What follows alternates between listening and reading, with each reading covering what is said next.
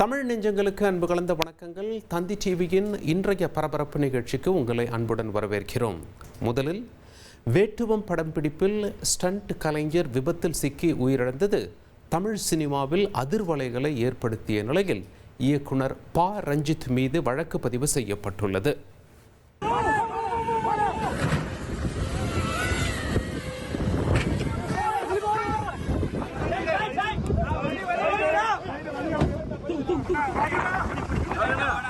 Stunt கலைஞர் மோகன் ராஜு தனது வாழ்நாளில் எத்தனையோ முறை இது போன்ற ஸ்டண்ட்டுகளில் ஈடுபட்டு அதில் பல முறை நூலிழையில் பிழைத்தவர். இந்த முறை விபத்து ஏற்பட்டு உயிரிழந்தது பெரும் சோகத்தை ஏற்படுத்தி உள்ளது.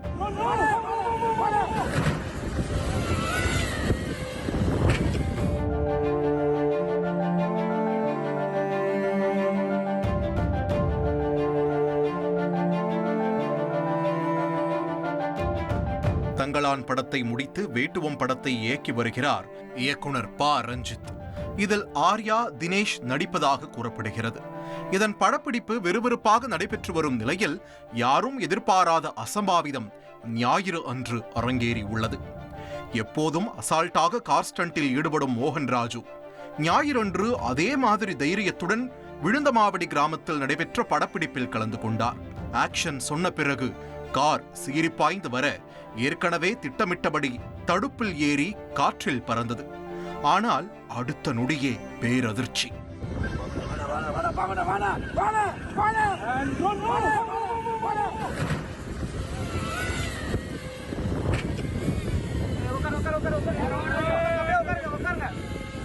எல்லோரும் பதற்றத்துடன் காரை நோக்கி ஓட மயங்கிய நிலையில் காரில் இருந்தார் மோகன் ராஜு.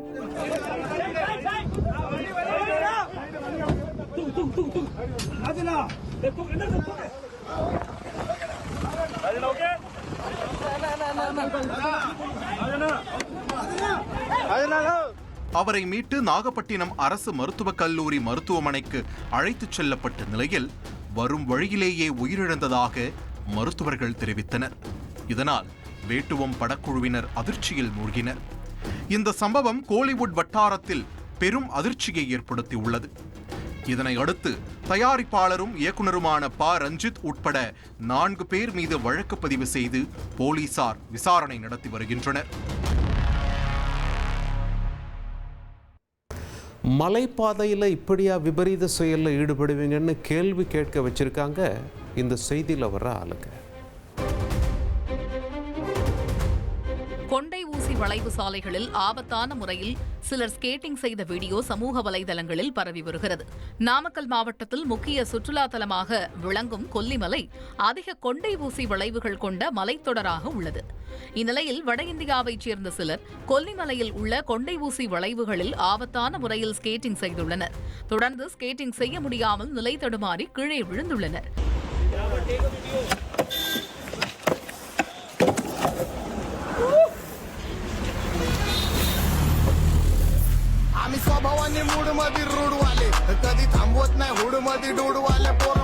இது தொடர்பான வீடியோ சமூக வலைதளங்களில் வெளியாகி அதிர்ச்சியை ஏற்படுத்தியுள்ளது. மலைத்தொடர்களில் ஸ்கேட்டிங் செய்வதற்கு வனத்துறை சார்பில் எந்தவித அனுமதியும் வழங்கப்படாத நிலையில் இளைஞர்கள் ஸ்கேட்டிங் செய்த சம்பவம் பரபரப்பை ஏற்படுத்தியுள்ளது. மகாராஷ்டிராவில் மராட்டியத்தில் பேசாதவங்களை கொடூரமாக தாக்குறது சம்பவங்கள் தொடர்கதையாக அரங்கேறிட்டு இருக்கு. மகாராஷ்டிரா மாநிலத்தில் ஹிந்தியில் பேசிய ஆட்டோ ஓட்டுநரை உத்தவ் சிவசேனா MNS கட்சியினர் தாக்கிய சம்பவம் சலசலப்பை ஏற்படுத்தியுள்ளது. மகாராஷ்டிரா மாநிலம் விரார் பகுதியில் ஆட்டோ ஓட்டுநர் ஒருவர் மராட்டி மொழியில் பேசாமல் ஹிந்தி மொழியில் பேசியுள்ளார். இதனால் மராட்டி மொழியை அவமதித்து விட்டதாக கூறி உத்தவ் சிவசேனா மற்றும் MNS கட்சியின் தொண்டர்கள் இணைந்து ஆட்டோ ஓட்டுநரை தாக்கி கன்னத்தில் அறைந்து மன்னிப்பும் கேட்க வைத்தனர். கடந்த வாரம் இதேபோன்று ஹோட்டல் உரிமையாளர் ஒருவரை கன்னத்தில் அறைந்தது பெரும் சர்ச்சையை ஏற்படுத்தியிருந்த நிலையில் தற்பொழுது அதே போன்ற சம்பவம் மீண்டும் அரங்கேறியுள்ளது.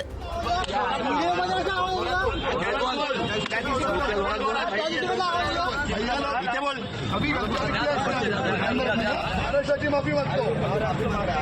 मी छत्रपती शिवाजी महाराजांची माफी मागतो. महाराजांची माफी मागतो. बाळासाहेबांची माफी मागतो. उद्धव साहेबांची माफी मागतो. राजसाहेबांची माफी मागतो. बोल छत्रपती शिवाजी महाराज की जय.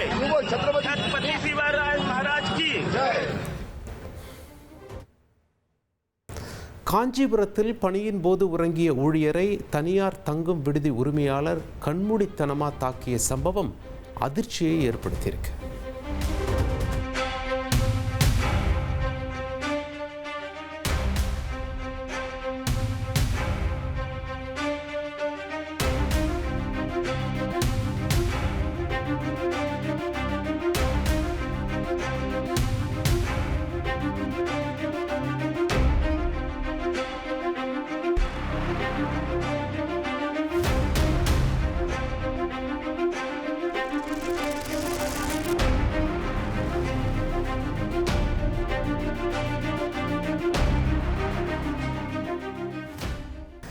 என்ன கார் இப்படி நின்றுட்டு இருக்குன்னு அதிர்ச்சியோடு கேட்குற மாதிரி ஒரு சம்பவம் கர்நாடகாவில் அரங்கேறி இருக்கு. கர்நாடகாவின் ஹாசன் மாவட்டத்தில் சுற்றுலா சென்றவர்களின் கார் நீர்வீழ்ச்சி பகுதியில் கவிழ்ந்த சம்பவம் பரபரப்பை ஏற்படுத்தியுள்ளது. சக்லேஷ்புரா தாலுகா ஷேராடி மலைப்பாதை வழியாக பெங்களூருவைச் சேர்ந்த சிலர் சுற்றுலா சென்று கொண்டிருந்தனர். அப்போது நீர்வீழ்ச்சியை பார்த்து ஓரமாக நிறுத்த முயன்ற போது திடீரென கட்டுப்பாட்டை இழந்த காரானது நீர்வீழ்ச்சிக்குள் கவிழ்ந்தது. அந்தரத்தில் இருந்து கீழே விழுந்த காரில் இருந்த அனைவரும் நல்வாய்ப்பாக சிறு காயங்களுடன் உயிர் தப்பினர். சம்பவ இடத்திற்கு வந்த போலீசார் கிரேன் உள்ளிட்ட கனரக வாகனங்களின் உதவியுடன் காரை பள்ளத்தில் இருந்து மீட்டனர். வீட்டு முன்னாடி திடீர்னு கார் தீப்பற்றி எரிய எல்லோரும் ஒரு செகண்ட் ஷாக் ஆயிட்டாங்க. பல்லடம் அருகே வீட்டின் முன்பு நிறுத்தி வைக்கப்பட்டிருந்த கார் திடீரென தீப்பிடித்து எரிந்ததால் பரபரப்பு ஏற்பட்டது. திருப்பூர் மாவட்டம் கணபதிபாளையத்தைச் சேர்ந்த முருகேசன் என்பவர் தனது காரை வீட்டின் முன்பு நிறுத்தியிருந்த நிலையில் காரின் முன்பகுதியில் இருந்து கரும்புகை வெளியேறத் தொடங்கியது. சிறிது நேரத்திலேயே கார் தீப்பற்றி எரியத் தொடங்கியது. இதனைத் தொடர்ந்து விரைந்து வந்த திருப்பூர் தெற்கு தீயணைப்புத்துறை வீரர்கள் போராடி தீயை அணைத்தனர். இந்த விபத்தில் கார் முழுவதுமாக எரிந்தது. இந்த விபத்து குறித்து பல்லடம் போலீசார் விசாரணை மேற்கொண்டு வருகின்றனர்.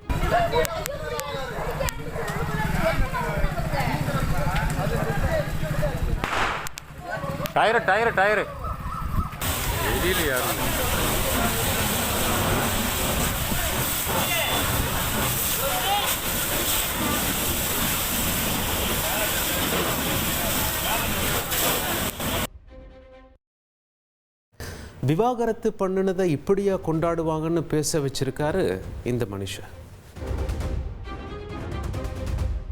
அசாம் மாநிலம் நல்பாரி மாவட்டத்தைச் சேர்ந்த மாணிக் அலி என்ற நபர் தனது மனைவியிடம் இருந்து விவாகரத்து பெற்றதை வினோதமாக பாலில் குளித்து கொண்டாடியுள்ளார். தனது மனைவி அவரது காதலனுடன் பலமுறை வீட்டை விட்டு வெளியேறியதாகவும் இருப்பினும் தனது மனைவியை தன்னுடன் வைத்துக் கொள்ள பலமுறை முயற்சித்ததாகவும் தெரிவித்துள்ள அவர், சட்டப்பூர்வமாக தாம் விவாகரத்து பெற்றதை கொண்டாடும் விதமாக இன்று முதல் நான் விடுதலையாகிவிட்டேன் என மகிழ்ச்சி பொங்க தெரிவித்துள்ளார். தடையை மீறி காஷ்மீர் முதலமைச்சர் தடுப்பு சுவர் ஏறி குதித்து ஓடிய காட்சி வேகமாக பரவி வருகிறது. ஜம்மு காஷ்மீர் முதல்வர் ஒமர் அப்துல்லாவை மத்திய தொழில் பாதுகாப்பு படை போலீசார் தியாகிகள் நினைவிடத்திற்கு செல்ல விடாமல் தடுத்த சம்பவம் பரபரப்பை ஏற்படுத்தியுள்ளது. முன்னதாக அவரை தடுத்ததற்கு சரியான காரணம் கூறாததால் ஜம்மு காஷ்மீர் முதல்வர் ஒமர் அப்துல்லா மாற்று வழியில் நடந்தே சென்று தியாகிகள் நினைவிட காம்பவுண்ட் சுவரை ஏறி குதித்து அஞ்சலி செலுத்தியுள்ளார்.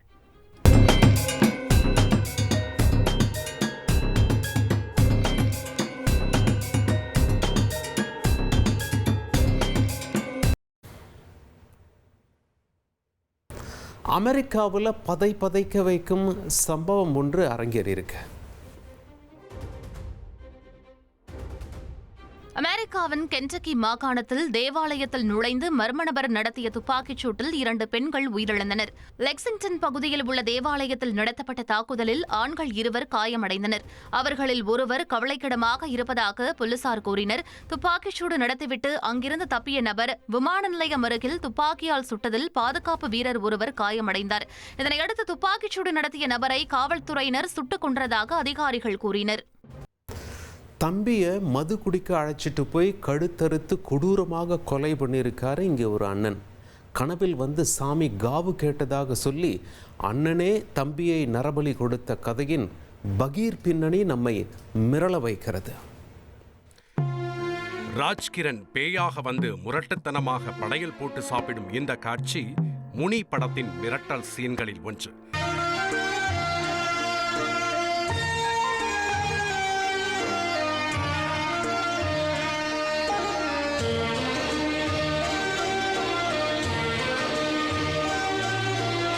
இப்படித்தான் ரியலிலும் ஒரு இளைஞர் நள்ளிரவு 12 மணிக்கு தம்பியையே கரகரவென கழுத்தறுத்து கொன்று நரபலி கொடுத்துவிட்டு பழைய சோற்றை அசுரத்தனமாக சாப்பிட்டிருக்கிறார்.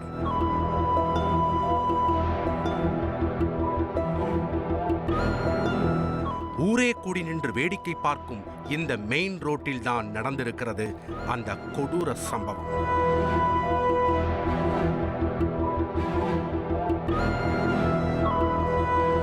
கொல்லப்பட்டவர் சுபாஷ். செங்கல்பட்டு மாவட்டம் செய்யூர் அடுத்த அம்மனூர் கிராமத்தைச் சேர்ந்தவர்.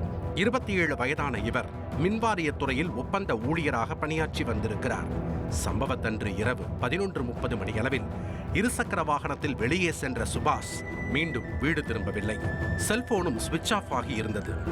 மறுநாள் அதிகாலையில் மகனை காணவில்லையே என்று தேடிச் சென்ற தந்தைக்கு காத்திருந்தது பேரதிர்ச்சி. வீட்டிலிருந்து 100 மீட்டர் தொலைவில் சாலையோரத்தில் கழுத்தறுபட்டு இரத்த வெள்ளத்தில் சடலமாக கிடந்திருக்கிறார் சுபாஷ்.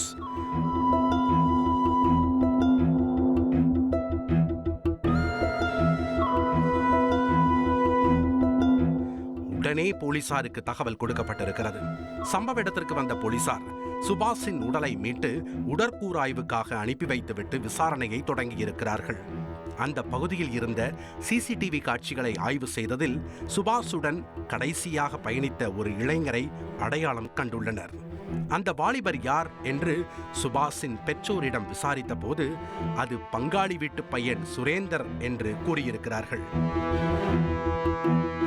உடனே போலீசார் சுரேந்தரின் வீட்டிற்கு சென்றிருக்கிறார்கள். அங்கே அவர் எந்தவித சலனமுமின்றி ஆழ்ந்து உறங்கிக் கொண்டிருந்துள்ளார். சந்தேகத்தின் பேரில் போலீசார் சுரேந்தரை காவல் நிலையத்திற்கு அழைத்துச் சென்று விசாரித்துள்ளனர். அதில்தான் பல பகீர் பின்னணி வெளிவந்தது. ஆம், சுரேந்தரும் சுபாஷும் பங்காளி முறை அண்ணன் தம்பிகள். இதனால் இருவரும் சிறு வயதிலிருந்தே ஒன்றாக சுற்றித் திரிந்துள்ளனர்.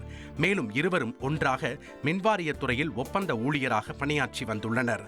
தினமும் ஒரே வண்டியில் சென்று வருவது வழக்கம். இந்த நிலையில்தான் கடந்த 3 நாட்களாக சுரேந்தர் மன உளைச்சலில் சுற்றித் திரிந்ததாக தெரிகிறது. தனக்குத்தானே பேசிக்கொள்வது, சாப்பாட்டையே பார்க்காதது போல அசுரத்தனமாக சாப்பிடுவது, நள்ளிரவில் உறங்காமல் சாமி வந்ததைப் போல ஆட்டமாடுவது என விசித்திரமான சில செயல்களை செய்துள்ளார்.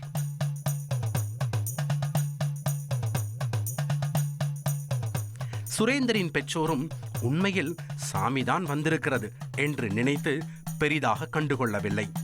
இந்த சமயத்தில்தான் சம்பவத்தன்று மன அழுத்தம் அதிகமாக இருப்பதாக கூறி நண்பர்களை மது அருந்த அழைத்திருக்கிறார் சுரேந்தர். ஆனால் யாரும் வரவில்லை. உடனே சுபாஷின் ஞாபகம் வந்திருக்கிறது. இரவு 11:30 மணிக்கு சுபாஷை செல்போனில் தொடர்பு கொண்டு மது குடிக்க அழைத்துள்ளார். அண்ணன் தானே அழைக்கிறார் என்று சுபாஷும் தனது பைக்கில் சுரேந்தரை பிக்கப் செய்து கொண்டு ஒயின் ஷாப்பை நோக்கி விரைந்திருக்கிறார். சரியாக 12 மணி அடித்திருக்கிறது. வண்டி செய்யூர் நோக்கி சென்று கொண்டிருந்த பொழுது எதிர்பாராத விதமாக பின்னால் அமர்ந்திருந்த சுரேந்தர் மறைத்து வைத்திருந்த கத்தியை எடுத்து சுபாஷின் கழுத்தை அறுத்திருக்கிறார். இதனால் சுபாஷ் நிலை தடுமாற வண்டி சாலையில் சரிந்திருக்கிறது. கீழே விழுந்த சுபாஷை துள்ள துடிக்க கழுத்தை அறுத்து கொண்டிருக்கிறார் சுரேந்தர்.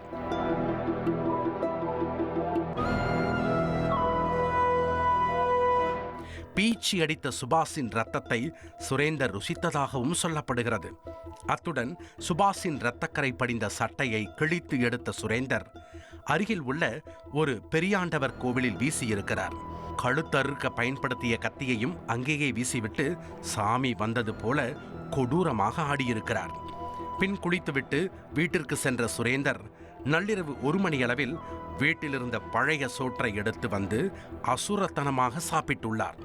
சத்தம் கேட்டு எழுந்து வந்த தாயிடம், இத்துடன் நமது பிரச்சனை முடிந்துவிட்டது, இனிமேல் எல்லாம் நல்லதுதான் நடக்கும் என்று கூறிவிட்டு உறங்கச் சென்றது விசாரணையில் தெரிய வந்திருக்கிறது.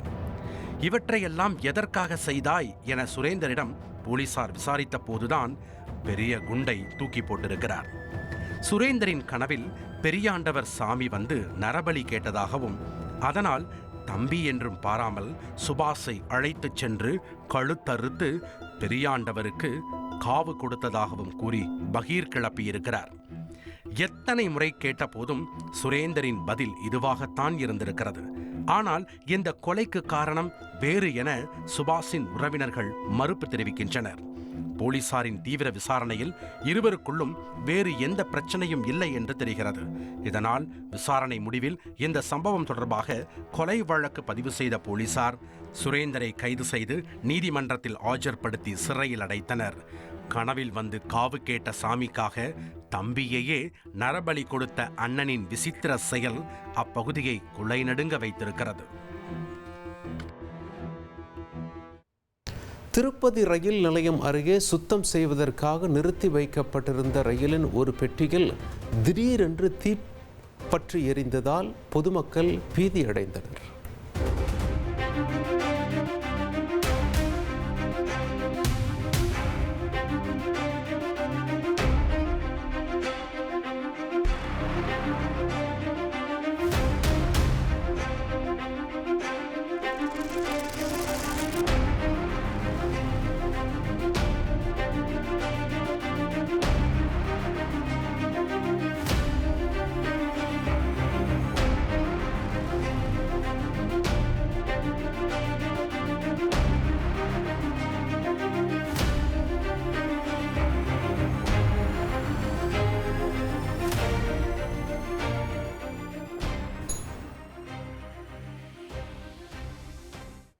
திருபுவனம் அஜித்குமார் மறைந்தபோது போராடி கொண்டிருந்த உறவினர்களிடம் அவர்களிடம் அதிகாரிகள் பேச்சுவார்த்தை நடத்திய போது அங்கிருந்த மக்கள் ஆத்திரத்தில் கதவை உடைத்து தடுக்க முயன்ற காட்சிகள் வெளியாகி இருக்கிறது.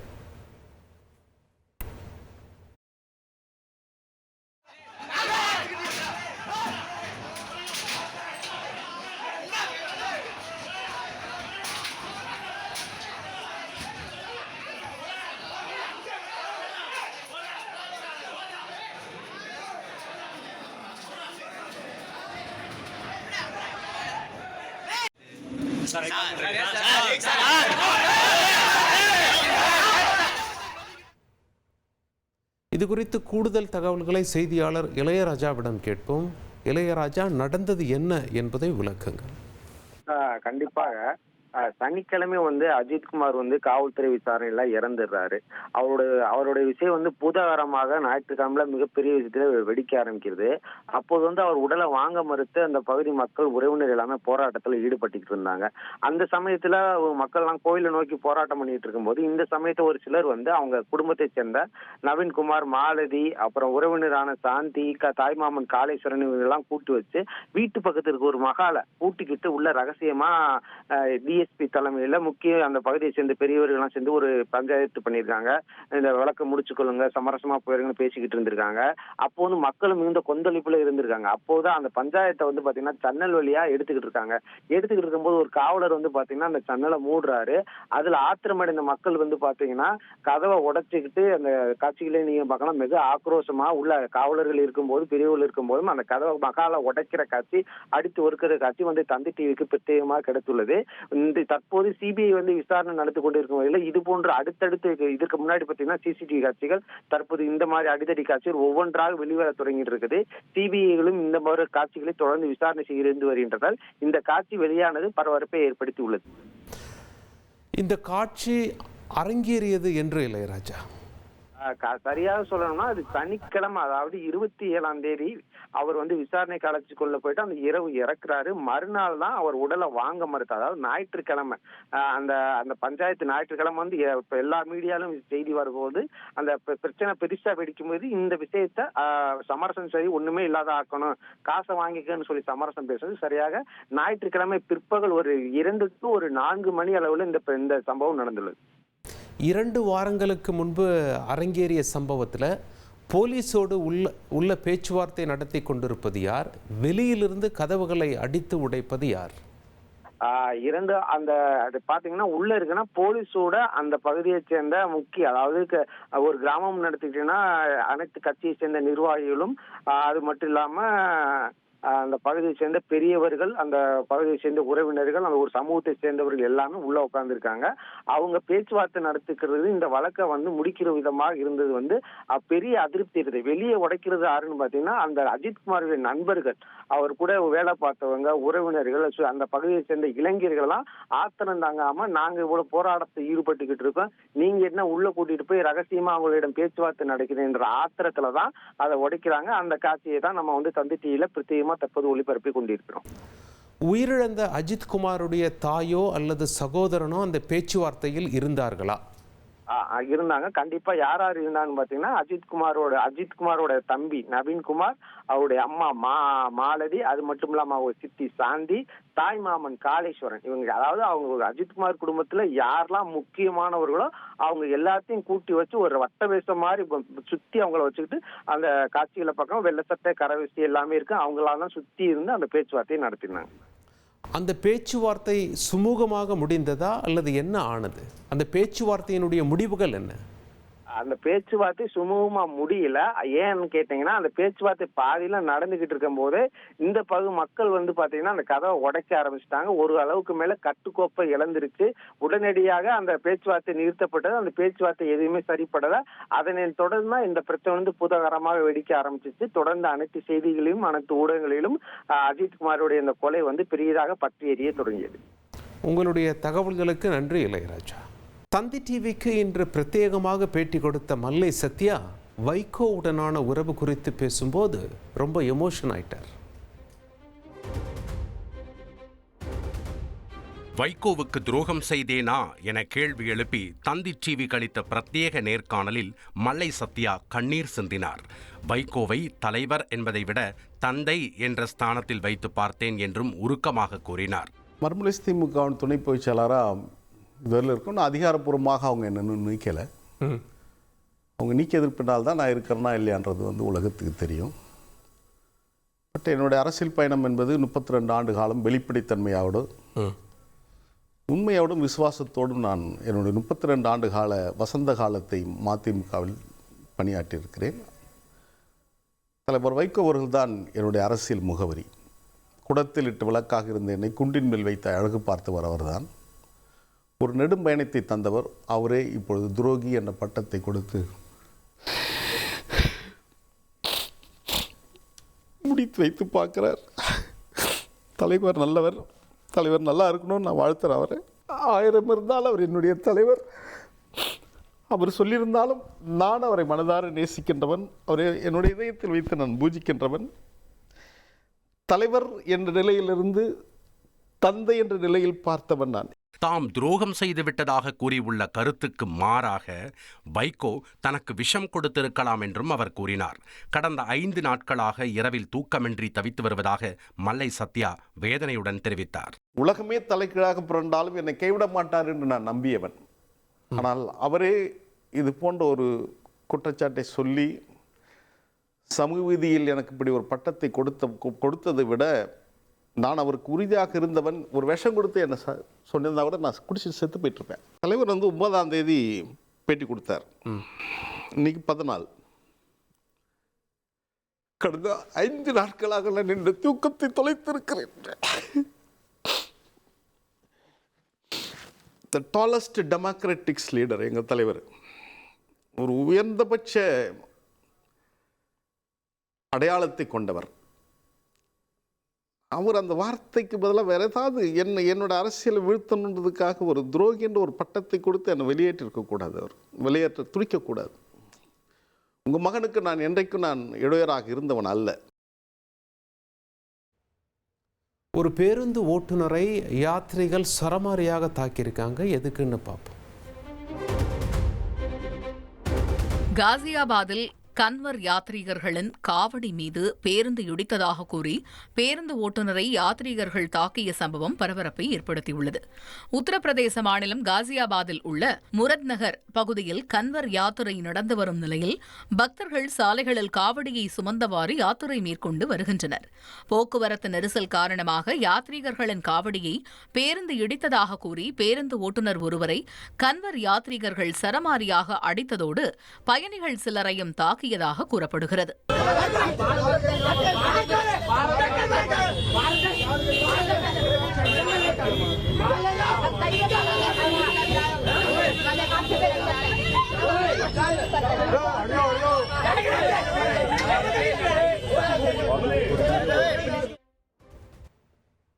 நெல்லை மாவட்டம் ராஜவல்லிபுரம் பகுதியில் மின் கசிவு காரணமாக ஏற்பட்ட விபத்தில் நூற்றுக்கணக்கான பனை மரங்கள் தீப்பிடித்ததால் பரபரப்பு ஏற்பட்டது. அந்த காட்சிகளை பார்த்து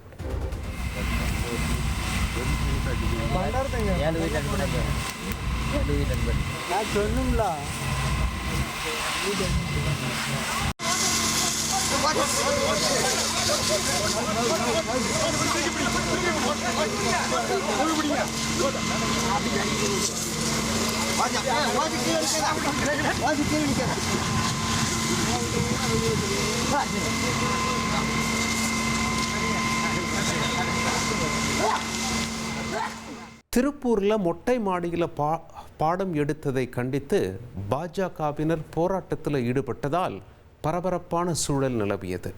திருப்பூர் வீரபாண்டி அரசு மேல்நிலைப் பள்ளிக்கு மனு அளிக்கச் சென்ற பாஜகவினர் திடீர் சாலை மறியலில் ஈடுபட்டதால் போலீசார் பாஜகவினரிடையே தள்ளுமுள்ளு ஏற்பட்டது. திருப்பூர் மாவட்டம் வீரபாண்டி அரசு மேல்நிலைப் பள்ளியில் சுமார் 1238 மாணவர்கள் பயின்று வருகின்றனர். கடந்த வாரம் மொட்டை மாடியில் வைத்து மாணவர்கள் பாடம் படித்த காட்சி வெளியாகி பரபரப்பை ஏற்படுத்தியிருந்தது. இந்த நிலையில் பெற்றோர் மற்றும் கல்வி அதிகாரிகள் கூட்டம் பள்ளியில் நடைபெறுவதாக இருந்த நிலையில் கூட்டத்திற்கு மனு அளிக்க வந்த பாஜகவைச் சேர்ந்த 50க்கும் மேற்பட்டோர் பள்ளி வளாகத்திற்கு வருகை புரிந்தனர். ஆனால் திடீரென கூட்டம் மாவட்ட ஆட்சியர் அலுவலகத்திற்கு சிஇஓ மாற்றி வைத்ததாக கூறப்படுகிறது. இதற்கு எதிர்ப்பு தெரிவிக்கும் விதமாக பாஜகவினர் மறியலில் ஈடுபட்டதால் போலீசார் பாஜகவினரிடையே தள்ளுமுள்ளு ஏற்பட்டது. இதனால் அப்பகுதியில் பரபரப்பு ஏற்பட்டது.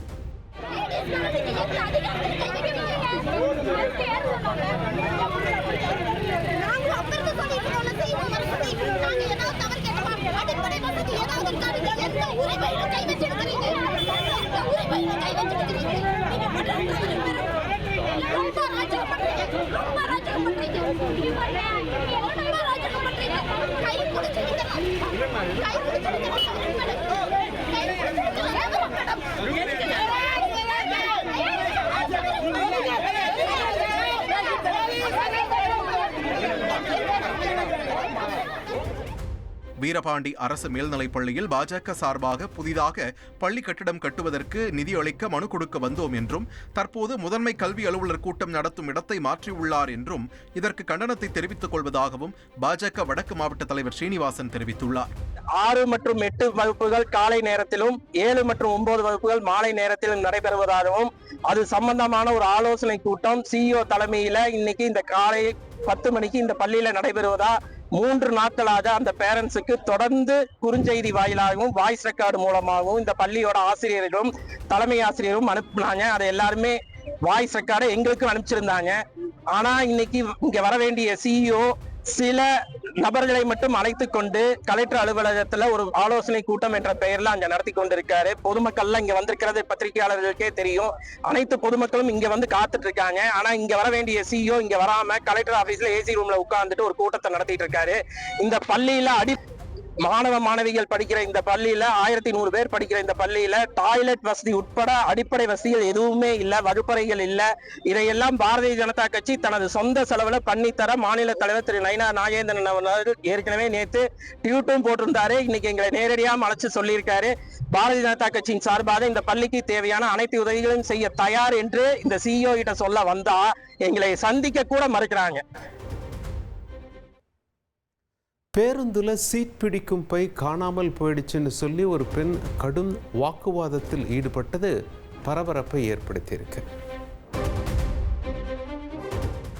சேலம் மாவட்டம் ஆத்தூர் பேருந்து நிலையத்தில் பேருந்தில் சீட் பிடிக்க வைத்திருந்த பை மாயமானதாக கூறி ஓட்டுநர் மற்றும் நடத்துனருடன் இளம்பெண் தகராறில் ஈடுபட்டார். ஆத்தூரிலிருந்து சேலம் செல்வதற்காக தனது தந்தையுடன் சென்ற இளம்பெண் ஒருவர் தனது பையை சீட்டில் போட்டுவிட்டு கீழே இறங்கி நின்றுள்ளார். பின்னர் பேருந்தில் ஏறும்போது பையை காணவில்லை என கூறிய நிலையில் பேருந்து புறப்பட்டது. அப்போது அந்த பெண்ணும் அவரது தந்தையும் பேருந்தை வழிமறித்து பை எங்கே என கேட்டு ஓட்டுநர் மற்றும் நடத்துனருடன் வாக்குவாதம் ஈடுபட்டனர்.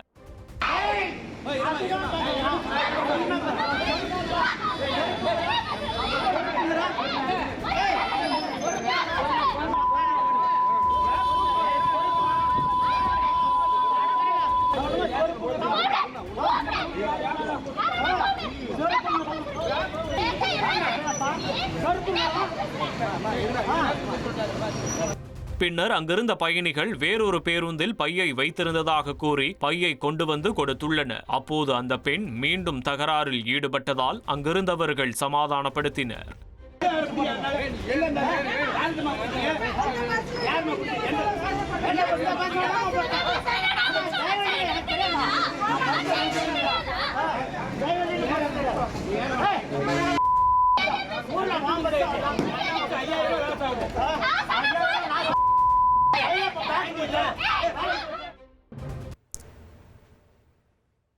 ஊருக்குள்ள கரடி சுத்துவதால் மக்கள் பீதி அடைஞ்சிருக்காங்க. தென்காசி மாவட்டம் கடையம் அருகே மந்தியூர் பகுதியில் கரடி, மிளாமான், காட்டுப்பன்றி உள்ளிட்ட வன விலங்குகள் அவ்வப்பொழுது உணவு தேடி குடியிருப்பு பகுதிக்குள் நுழைகின்றன. அந்த வகையில் மகாராஜபுரம் முருகன் கோவில் வளாகத்தில் நீண்ட நேரமாக கரடி ஒன்று உலா வந்துள்ளது.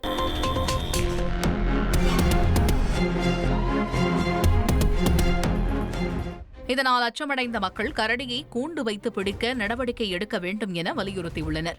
இது தொடர்பான வீடியோ காட்சி தற்பொழுது சமூக வலைதளங்களில் பரவி வருகிறது. கல்யாணமான கையோட ஹனிமூன் போக வேண்டிய புது மாப்பிள்ள கைதாகி கம்பி எண்ணிக்கிட்டு இருக்காரு. திருமணமானதை கொண்டாட நண்பர்களுக்கு கஞ்சா பார்ட்டி கொடுத்தது கைதான மாப்பிள்ளையின் பின்னணி குறித்து பார்ப்போம்.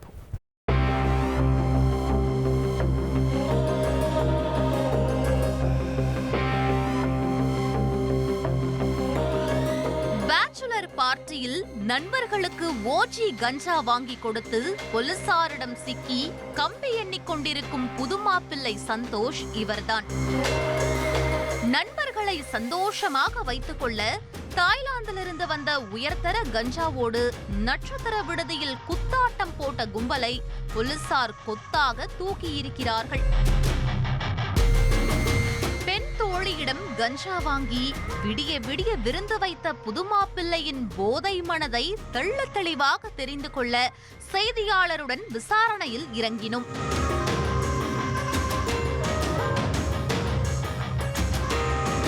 சென்னையில் போதைப் பொருள் நடமாட்டத்தை தடுப்பதற்காக போதைப் பொருள் தடுப்பு நுண்ணறிவு பிரிவு தீவிரமாக செயல்பட்டு வருகிறது.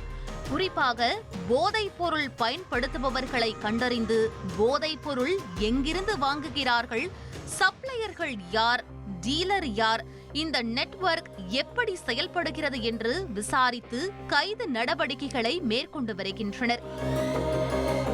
அந்த அடிப்படையில்தான் சில நாட்களுக்கு முன்னர் நடிகர் கிருஷ்ணா, ஸ்ரீகாந்த் உள்ளிட்ட பிரபலங்கள் போதைப் பொருள் வழக்கில் சிக்கியது பெரும் பரபரப்பை ஏற்படுத்தியது. சப்ளையர்கள் மூலமாக போதைப் பொருட்களை வாங்குவதை கண்டறிந்து போலீசார் அவர்களை கைது செய்தனர். நடிகர்கள் கைதானதை தொடர்ந்து சென்னையில் சொகுசு பார்ட்டி மூலமாக பல்வேறு நட்சத்திர விடுதிகளில் போதைப் பொருள் பயன்படுத்தப்படுவது குறித்த ரகசிய தகவல் போதைப் பொருள் தடுப்பு நுண்ணறிவு பிரிவுக்கு கிடைத்தது. உடனே 25க்கும் மேற்பட்ட நட்சத்திர விடுதிகளை அடையாளம் கண்டு தீவிர கண்காணிப்பில் ஈடுபட்டு வந்தனர். அப்போதுதான் MRC நகரில் செயல்பட்டு வரும் பிரபல நட்சத்திர விடுதியில் கஞ்சா பார்ட்டி நடப்பதை போதைப் பொருள் தடுப்பு நுண்ணறிவு பிரிவு அதிகாரிகள் அறிந்தனர். இதனையடுத்து நட்சத்திர விடுதிக்கு சென்று சோதனை நடத்தியதில் 3 அறைகளில் 10 பேர் கஞ்சா போதையில் இருந்திருக்கிறார்கள். அவர்களிடம் விசாரணை மேற்கொண்டதில் அது ஒரு பேச்சுலர் பார்ட்டியில் நடந்த கஞ்சா வேட்டை என்பது தெரிந்திருக்கிறது. அதுவும் இந்த பார்ட்டியை கல்யாணமான புது மாப்பிள்ளையே முன்னின்று நடத்தியதும் வெட்ட வெளிச்சமானது.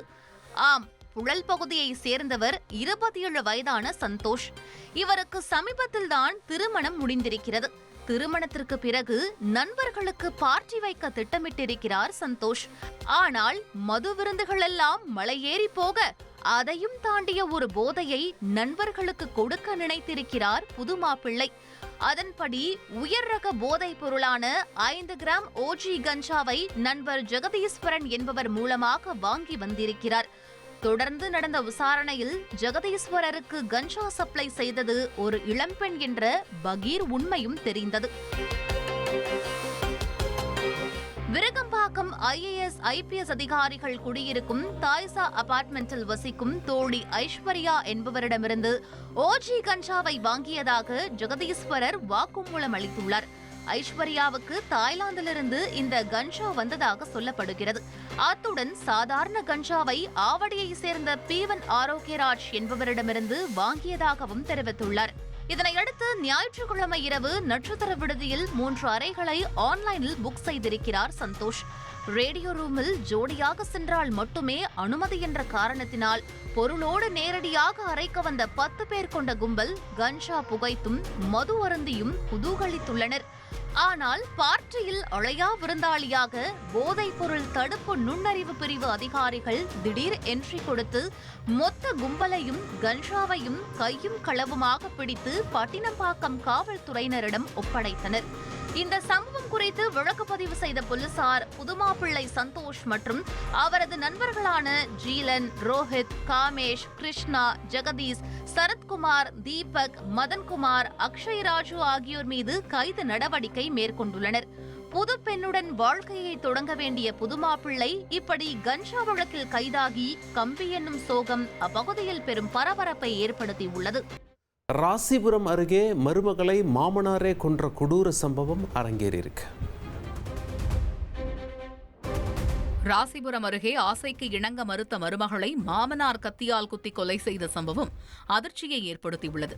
நாமக்கல் மாவட்டம் நாமகிரிப்பேட்டையைச் சேர்ந்த அருள் ஜோதி என்பவர் கணவர் உயிரிழந்ததால் தனது குழந்தைகளுடன் மாமனார் சேட்டு என்பவருடன் வீட்டில் வசித்து வந்துள்ளார்.